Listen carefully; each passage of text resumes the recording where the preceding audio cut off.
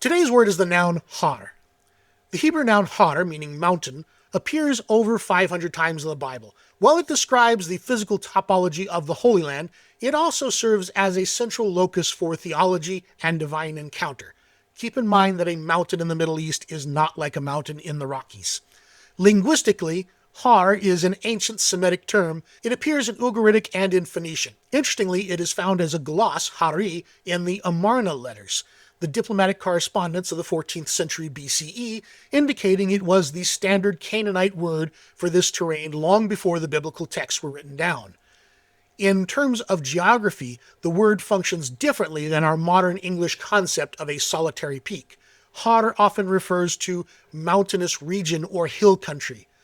While the Bible speaks of Har Ephraim, the hill country of Ephraim, or Har Yehuda, the hill country of Judah, in Joshua 21:11, it is describing an entire district of elevated terrain rather than a single summit.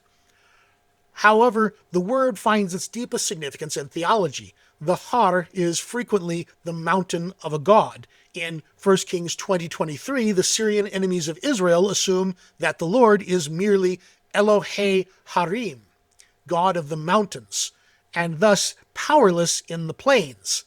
This association of divinity with elevation is constant.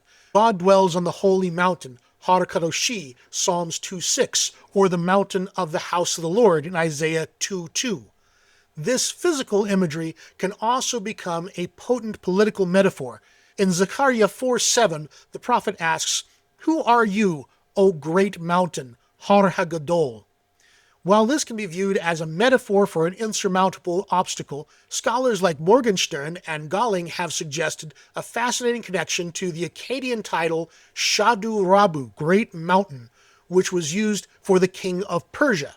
In this light, the mountain is not just a pile of rocks, but a formidable political power that God will level before Zerubbabel. Conversely, the mountains were also sites of pagan activity.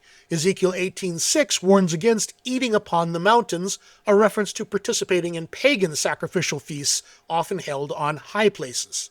From Sinai to Zion, Har represents the place where the earthly meets the divine.